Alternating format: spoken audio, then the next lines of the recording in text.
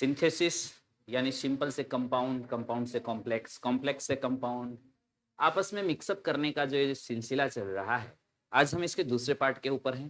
तो आ जाइए, दी achievers choice online platform पर आपका दोस्त, आपका होस्ट संदीप कुमार तहे दिल से आपका स्वागत करता है। आज का लर्निंग सेशन रहने वाला है ठीक वही सेशन जो सिंथेसिस के ऊपर हमारा ऑलरेडी ऑनगोइंग था, जिसके ऊपर एक सेशन आप ऑलरेडी देख चुके हो, और मैं तो कहूँगा एक क्यों, हर तरीके के जो हमने सेंटेंसेस देखे थे, कंपाउंड, कॉम्प्लेक्स, सिंपल, उसमें हर के अंदर हमने ये काम साथ इसीलिए किया था कि ये जो सिंथेसाइज करने का जो काम है वो हम बहुत अच्छे से, एकदम बहुत बढ़िया पकड़ इसके ऊपर बना लें।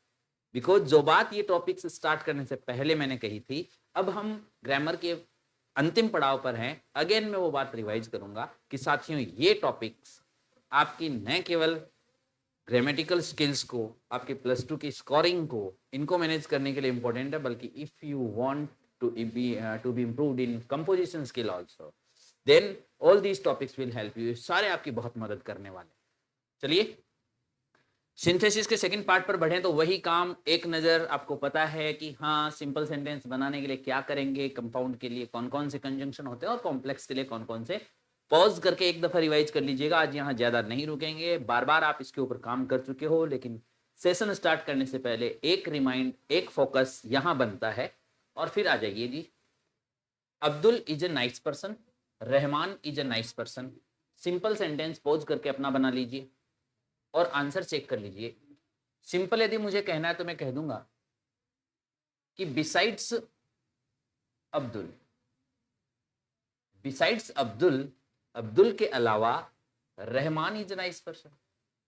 ये लो जी, Rahman is a nice person. तो हम प्रेपोजिशन के प्रयोग से इसको बना सकते हैं, और प्रेपोजिशन के प्रयोग में हमने एक बात देखी थी कि कौन से प्रेपोजिशन का यूज करें, इस बात के ऊपर बड़ा दिक्कत हो सकती है, कौन सा करें, कौन सा करें, कौन सा करें। प्रेपोजिशन पर दिमाग यहां आकर के थोड़ा सा आगे पीछे हो सकता है, और उसके लिए सारे जो प्रेपोजिशंस देखे हैं उनके ऊपर एक रिहर्सल बनती है। और प्रेपोजिशन वाले सेशन के अंदर हमने कुछ अलग से जो प्रेपोजिशंस देखे थे, बिसाइड्स हैं, इंस्टीड ऑफ हैं, डिस्पाइट या इंस्पाइट ऑफ हैं, है ना, बिकॉज ऑफ हैं, उनका थोड़ा सा और विशेष देख लीजिएगा। और उसके अलावा आपका एक सेपरेट सेशन पड़ा हुआ है, आपको बताया है, आप यूट्यूब के ऊपर अपना पर्सनली जो टॉपिक है प्रेपोजिशन, इसका एक बहुत अच्छा वीडियो पड़ा है, आप तसल्ली से उसको भी ऑपरेट कर सकते हैं। चलिए जी, सिंपल बनाने के बाद बात करते हैं कंपाउंड। तो दो हैं, ये और ये, चाहे एज वेल एज से जोड़ दो, एंड से जोड़ दो, बोथ हैंड से जोड़ दो, not only but also say जोड़ दो, किसी एक से जोड़ दिया तो हमने कहा कि नॉट ओनली अब्दुल, न केवल अब्दुल, बट ऑल्सो, बल्कि कौन, Rahman is a nice person, is a nice person. ये ओके। कॉम्प्लेक्स सेंटेंस के लिए आ जाइए। कॉम्प्लेक्स में आप क्या कह सकते हैं, देखो दोनों ही अच्छे पर्सन है तो हम कह सकते हैं ये उतना ही अच्छा है जितना कि वह है, ठीक है। एजेज का जो प्रयोग है वो हम यहां कर सकते हैं, और कह सकते हैं कि Abdul is as nice a person, उतना ही अच्छा एक पर्सन है, एज रहमान। ये लो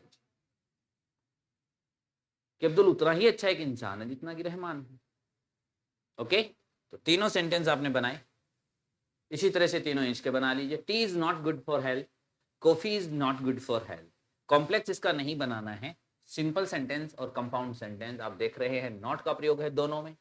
तो कंपाउंड के लिए तो आप अल्टरनेटिव कंजंक्शन में नीदर नॉर के प्रयोग से इसको कर सकते हैं, ठीक है ना। और सिंपल के लिए वही बिसाइड्स, कि बिसाइड्स टी, चाय के अलावा, बिसाइड्स टी, चाय के अलावा coffee is not good for health.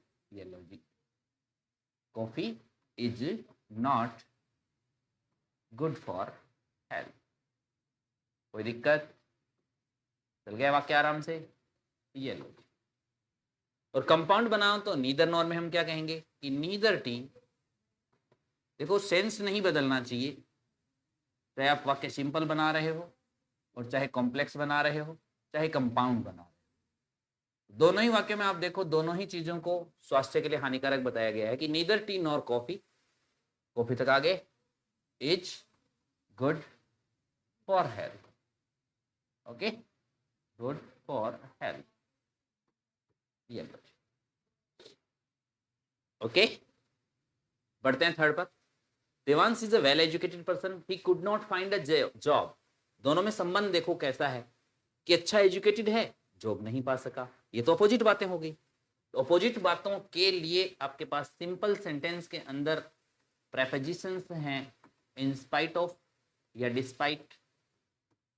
Okay, आपके पास कंपाउंड सेंटेंस बनाने के लिए एडवर्सेटिव कंजंक्शन है, but, yet, still, only, nevertheless, however. और कॉम्प्लेक्स के लिए आपके पास है दो yet, although, notwithstanding that, despite that. इनमें से किसी से भी जोड़ दें, ठीक है. तो पहला बनाते हैं जी सिंपल सेंटेंस. तो हमने कहा कि in spite of being a well educated person, in spite of being a well educated person, एक अच्छा एजुकेटेड पर्सन होने के बावजूद भी well educated person. Okay, Devansh ये किस जगह आ गया? तो हमने कह दिया Devansh could not find A job. अब यहां एक बात ध्यान रखना, आगे किसी वाक्य के अंदर ये बात असर डाल सकती है, गौर करना.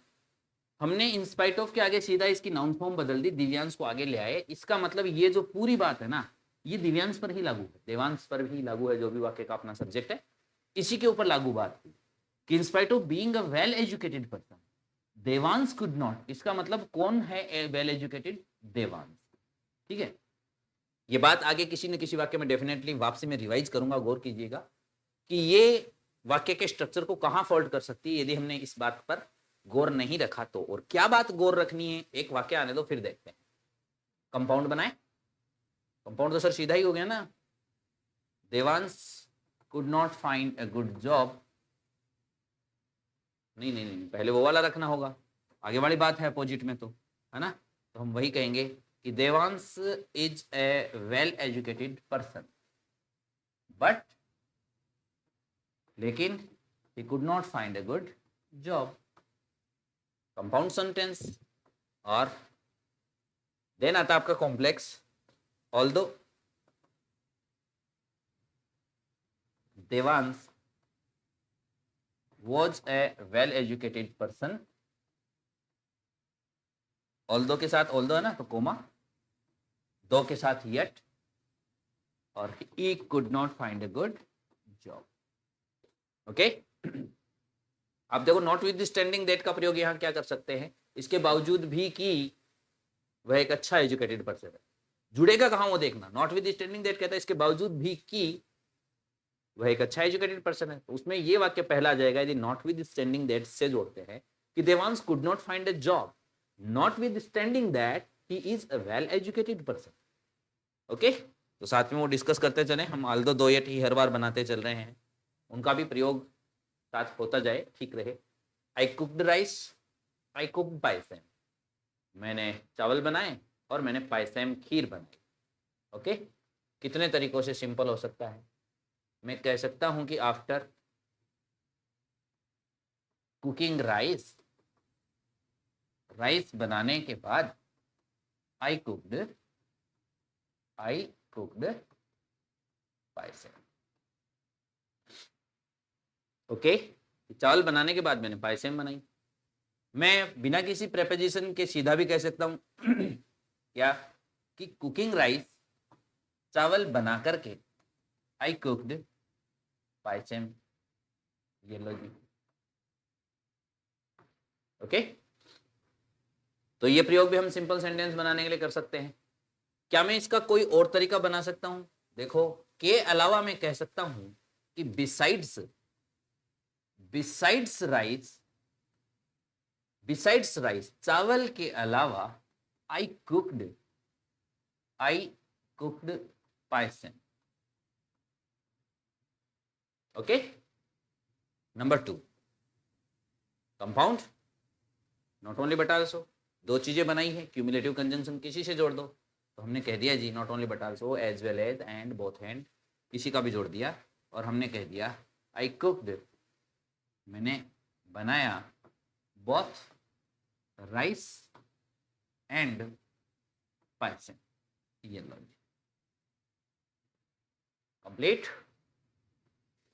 चलिए जी नेक्स्ट सेंटेंस आपका लेते हैं। I was to cook food, I went out with my friends. मुझे भोजन बनाना था और I went out with my friends, मैं अपने दोस्तों के साथ बाहर चला गया। तो काम करना तो था, ये किया। ये तो मैं कहूंगा कि ये करने के बजाय, ये करने के बजाय मैंने वो काम कर दिया। तो के बजाय के लिए प्रेपोजिशन जो है वो हो गया आपका इंस्टीड ऑफ। ओके, बस ये प्रेपोजिशंस का ध्यान आना, ये चैलेंज रहता है बस इसके अंदर। प्रेपोजिशन वाले के अंदर सबसे बड़ा जो चैलेंज एक ये है कि कौन से प्रेपोजिशन का यूज करें। तो ये बार बार जब आप प्रयोग करेंगे आपकी हैबिट में रहेंगे। तो पहला बना दिया कि इंस्टीड ऑफ, इंस्टीड ऑफ, अब नाउन फॉर्म बनानी है, cooking food. Instead of cooking food, भोजन बनाने के बजाय आई went out with my friends, I went out with my friends. कौन सा सेंटेंस बना सर? सिंपल सेंटेंस बना। ओके, चलिए जी दूसरा बनाते हैं कंपाउंड। तो काम ये करना था, कर दिया, ये अपोजिट काम कर दिया, बट लगा दो। I was to cook food, मुझे भोजन बनाना था। I was to cook food but I went out with my friend, लेकिन मैं अपने दोस्तों के साथ बाहर चला गया। ओके, थर्ड पे आ जाइए। कॉम्प्लेक्स सेंटेंस के अंदर क्या हो जाएगा? वही अपोजिट यदि बात है तो दो यद्यपि, यद्यपि I was to cook food, मुझे तो भोजन बनाना था, ठीक है। और दो के साथ प्रयोग कौन कर, किसका करते हैं अपन? यट का। तो दो yet, yet I went out with my friends, yet I went out with my friends. ये वाक्य हो गया जी आपका कॉम्प्लेक्स सेंटेंस। चलिए जी सिक्स्थ पे आ जाइए। This car is very costly, I can not buy it. आप देख रहे हैं एक में वेरी का सेंस और दूसरे में इसका नेगेटिव इफेक्ट। तो सिंपल सेंटेंस के लिए आप टू का प्रयोग कर सकते हैं। पहला वाक्य आपका हो गया this car is to costly, this car is to costly. अब ये तुरंत से आपके पकड़ में आ रहा है कि नहीं आ रहा है? यदि कहीं भी अटक रहा है तो बस वीडियो सेशंस का जो आनंद रहता है कि पीछे सारे सेशंस पड़े हुए हैं, कौन से टॉपिक से संबंधित आपका गलत आ रहा है उस टॉपिक का पर्सनल वीडियो पड़ा हुआ, आप जाकर के एक बार पूरा रिवाइज करना। तो this car is to costly, ठीक है, इसके लिए फॉर मी, डिफरेंट सब्जेक्ट है तो इसको फॉर के साथ ऑब्जेक्ट बना दिया, for me two by, two by. ये ओके। यदि मुझे बनाना था इसका कंपाउंड सेंटेंस, ठीक है, तो यह कार जो है बहुत कॉस्टली है इसलिए मैं इसको नहीं खरीद सकता हूं। सीधी सीधी बात है, दिस कार इज वेरी आएगा, this car is very costly, ठीक है। सो इसलिए I can not buy it. ये लो जी, I can not buy it. दोनों वाक्यों में संबंध देखना है कि किस प्रकार का संबंध हमें दिखाना है। और यही बात कॉम्प्लेक्स में यदि ले जानी है तो ध्यान में रखने की चीज है कि सो दैट के साथ हम इसको कॉम्प्लेक्स में ले जाएंगे और वाक्य कहेंगे कि this car is so costly that I can not buy it, I can not buy it. ये वाक्य जब गैप फिलिंग में पूछा जाता है तो इसकी जगह वेरी करने के चांसेस बहुत ज्यादा रहते हैं। ध्यान रखना, दैट के साथ यदि हो तो सो दैट का प्रयोग है, हमें वेरी वेरी नहीं करना है। बढ़िए, सातवें वाक्य के ऊपर, these fruits are much rotten, बहुत ज्यादा सड़े हुए हैं भाई, वी कैन थ्रो देम। कोई काम ज्यादा है और आगे हम उसको पॉजिटिवली ये काम कर सकते हैं तो हम कहेंगे पर्याप्त सड़ गए, फेंक दो इनको। तो यहां सिंपल सेंटेंस मेकिंग के लिए टू का प्रयोग प्रेफर करेंगे। बताओ जी क्या हो गया? वाक्य हो गया दीज फ्रूट्स, ये वाले जो फल हैं, आर, मच हट जाएगा, रोटन के आगे एनफ लग जाएगा, है ना। ये मच वही काम कर रहा है जो वेरी करता है, तो वेरी हटा करके और जो एडजेक्टिव बन रहा है फ्रूट्स के लिए उसके आगे एनफ लगाया, रोटन एनफ। ओके, अब क्या टू सीधा लगा दे? बिल्कुल नहीं। पहले देखो सब्जेक्ट डिफरेंट तो नहीं है, डिफरेंट है, पहले इसका इलाज करो। For us, for us. यदि ये फ्रूट्स के लिए दे, वाक्य यूं होता they can be thrown away, उनको फेंका जा सकता है। तो हम दे के लिए सीधा सीधा दे हटा सकते थे फ्रूट्स के लिए, लेकिन यहाँ डिफरेंट है तो हमने कह दिया फॉर अस। आगे वाला वाक्य कैन हट जाएगा, फॉर अस सीधा टू के साथ फर्स्ट फॉर्म जोड़ दीजिए, टू थ्रो। अब सेम प्रोनाउन कौन सा है, देम आ रहा है फ्रूट्स के लिए, उसको रिवाइज करने की जरूरत यहाँ नहीं रही। कंपाउंड में आ जाइए, कंपाउंड तो सीधा बन गया ना, रिजल्ट है क्या कि these fruits are much rotten, ये फ्रूट्स तो बहुत ज्यादा सड़े हुए हैं, तो देयरफॉर हेंस, सारों का प्रयोग आप यहां कर सकते हैं, तो वी कैन थ्रो देम। ये लॉजिक। फोर का करें तो, फोर का करेंगे तो इस वाक्य के साथ जुड़ेगा, for these fruits are rotten we can throw them. Okay, complex पर आ जाइए, तो कॉम्प्लेक्स तो वही सो दैट हो गया, चाहे NF2 का हो, 2 का हो, इसमें तो दिक्कत ही नहीं है। दीज फ्रूट्स, ये वाले जो फ्रूट्स हैं, आर सो रोटन, वो इतने रोटन हैं, दैट, बढ़ो जी आगे, we can throw them, we can throw them. Okay साथियों, आ जाइए नेक्स्ट सेंटेंस के ऊपर, पॉज करके अपना बना लीजिए। और principal made a mistake, no one talks on it, कोई भी इस विषय पर बात ही नहीं करता है, तो हम कहेंगे जी कि नो वन, कोई नहीं, टॉक्स बात करता है, ऑन, ऑन के आगे नाउन क्लोज बनाना होता है तो डेट लगा के नाउन क्लोज बना के तो कॉम्प्लेक्स बना देंगे, जो भी अपन बनाएंगे। लेकिन अब इसकी नाउन फॉर्म सीधी ले आए, नाउन क्लोज नहीं, डायरेक्ट उसकी नाउन फॉर्म बना के ले आए, तो वाक्य सिंपल हो जाएगा। ठीक है, तो वाक्य क्या हुआ, नो वन टॉक्स ऑन, हमारा प्रिंसिपल और उसकी मिस्टेक, दो नाउन है, दो नाउन के बीच संबंध बनाने के लिए अपोस्ट्रोफ एस का प्रयोग आपने देखा हुआ है, तो हम कहेंगे no one talks on our principal's mistake. ये लो, ठीक है। यदि यहां होता कि यू मेड अ मिस्टेक, कोई प्रोनाउन आता है यू मेड अ मिस्टेक, तो हम कह देते no one talks on your mistake. Okay, कोई और तरीका है, बिल्कुल है, no one talks on our principal's, our principal's making a mistake. ये लो, हमने कहा कि यदि आप डायरेक्ट नाउन फॉर्म लगा सकते हैं तो बिल्कुल बनाओ सीधा, कोई भी हमारे प्रिंसिपल की मिस्टेक पर बात नहीं कर रहा है। और दूसरा हमने कहा कि यदि आपको वर्ब से नाउन फॉर्म लेकर के आनी है तो उसकी आईएनजी फॉर्म बना दो, तो ये भी नाउन फॉर्म ही बन रही है ना, और ये अपने साथ जो भी इसका कॉम्प्लीमेंट बन रहा है वो साथ में लेगी, तो मेकिंग मिस्टेक एक हो गया, और ये नाउन की जगह गया, प्रिंसिपल नाउन की जगह, दोनों के बीच अपोस्ट होगा, सेम वही काम जो आपने यहां किया। इस तरीके से भी इसको सिंपल बनाया जा सकता है। No one talks on it, ये हो गया कंपाउंड सेंटेंस। चलो बताओ जी क्या बन सकता है, बट भाई उसने गलती तो करी, कोई बात नहीं करता है, एडवर्सेटिव कंजंक्शन ले आओ, our principal made a mistake, but, बस हो गया जी काम, बट लगाया और वाक्य कंपाउंड हो गया, but no one talks on it, complete. Okay साथियों, आ जाइए थर्ड वन पर, कॉम्प्लेक्स ऑल्दो दो एट, इसी से भी बना दो, ऑल्दो, चलो इसको बनाते हैं नॉट विद स्टैंडिंग ऑल्दो से बहुत बना दिया, ठीक है। नो वन, कोई नहीं, टॉक्स, बात करता है, ऑन, इसके ऊपर, पहले तो आपका नाउन क्लोज ले आओ इट की जगह, ऑन दैट आवर प्रिंसिपल,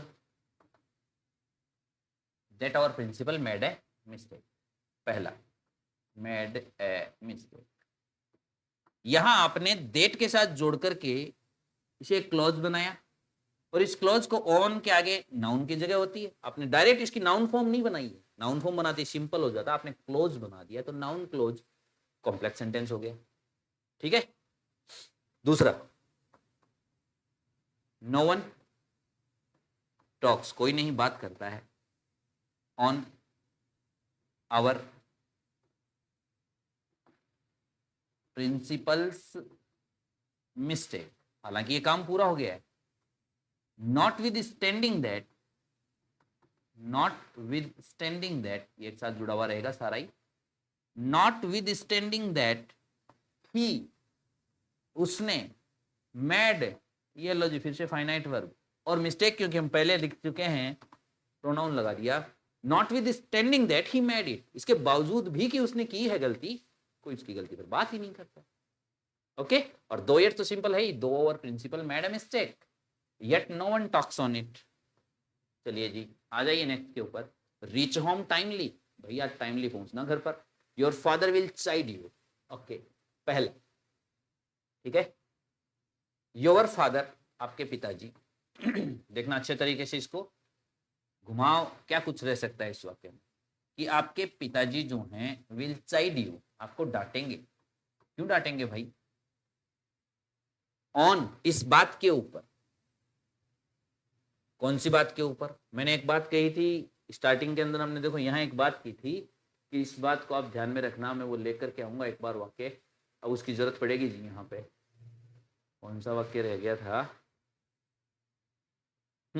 इस जगह हमने एक बात की थी कि ये जो वाक्य था, in spite of being a well educated person, इसके आगे यदि दीवांश आ रहा है, चाहे प्रेपोजिशन कोई भी है आपका, प्रेपोजिशन के साथ में आपने नाउन फॉर्म बना दी, उसके आगे सब्जेक्ट एक बार सब्जेक्ट ये रख रहा है, इसका मतलब ये बात लागू हुई देवांश पर।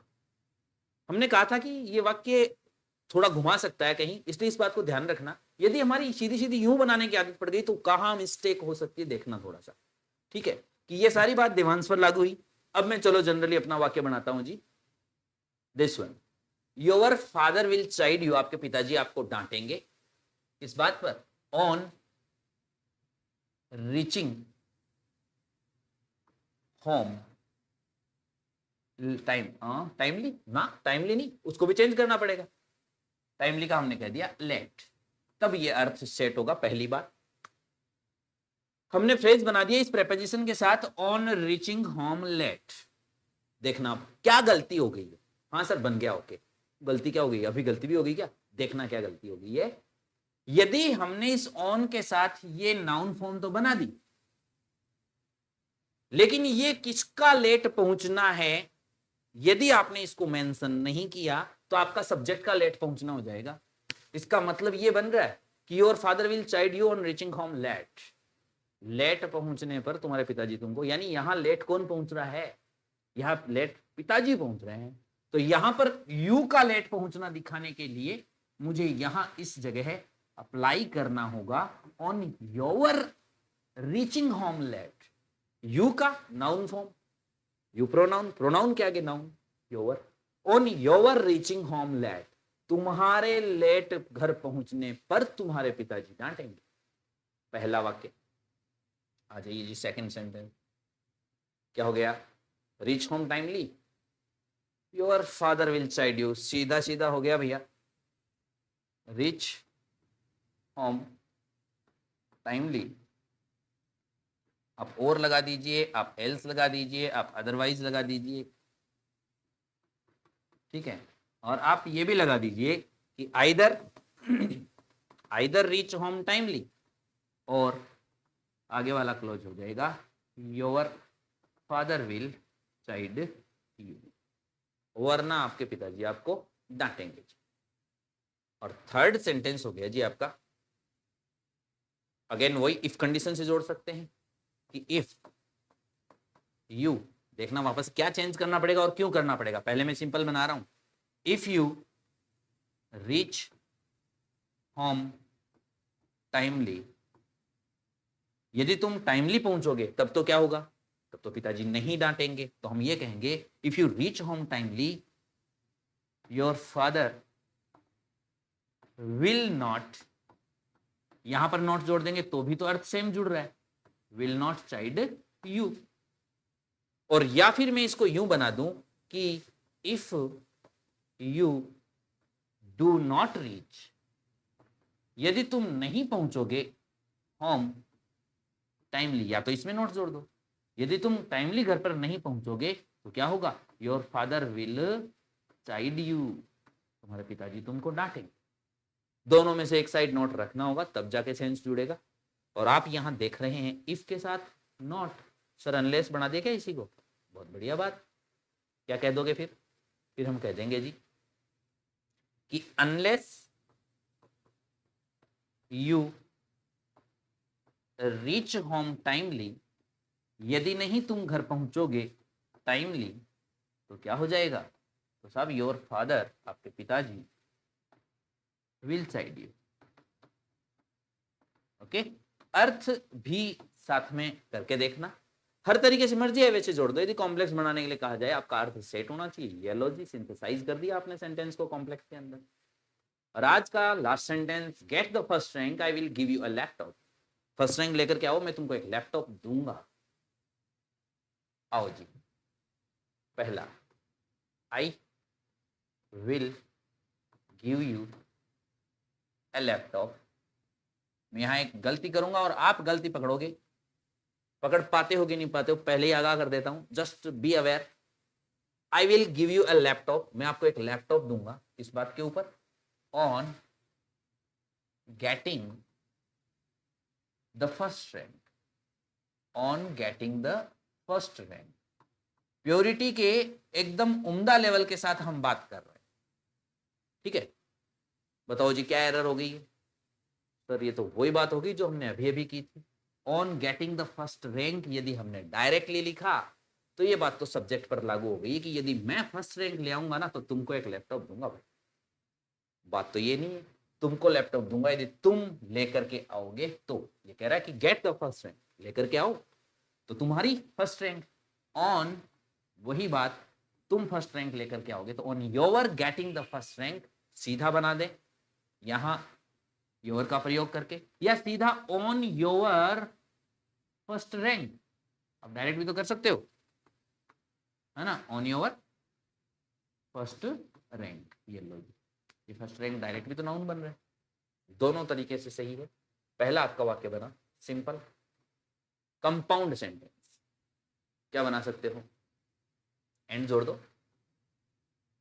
Gate the first rank, gate the first rank, पहली रैंक लेकर के आओ, एंड, और आई will give you a laptop, and I will give you a laptop.